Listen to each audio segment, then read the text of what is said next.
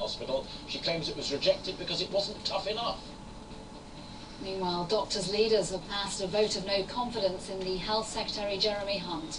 The British Medical Association said Mr Hunt was leading an ideological attack on the health service.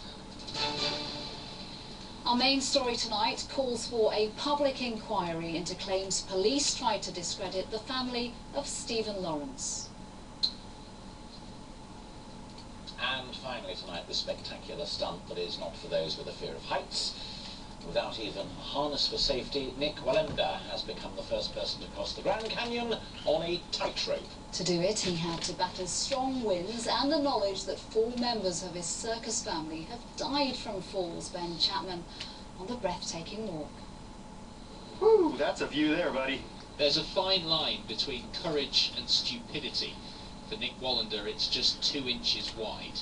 He's a quarter of a mile up with no safety harness, no second chances, just a pole and a prayer to hold on to. Yes, Jesus. That's my King. Praise you. Praise you, Jesus. Placing his feet on the cable and his fate in the hands of God. Winds are way worse than I expected. Keeping your balance with gusts of up to 30 miles an hour would be hard enough on solid ground. He's forced to crouch to regain his balance. He may have a head for heights, but the millions watching had their hearts in their mouths. Thank you, Lord. Nick's the 7th generation of a daredevil family.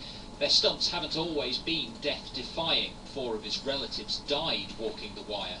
Not that you'd know, it seems he's also inherited showmanship. After 23 minutes, he even managed to run for the cliff top. It was way more windy and the movement of the cable, and so I tried to react, and when I reacted, I'd kick that rhythm into the cable, and it took every bit of me to stay focused that entire time. But despite his and his family's relief, he's not finished. Imagine watching your husband or your dad do this before telling you he now plans to walk between 2 skyscrapers in New York. Ben Chapman, ITV News. Coming up with the ITV News at 10, another Aussie upset in their Ashes preparations, or is it? The manager's sacked with 2 weeks to go, but could this now galvanise the squad? And of course, we are monitoring the condition of Nelson Mandela. Join us both again later, but for now, bye-bye. Bye-bye.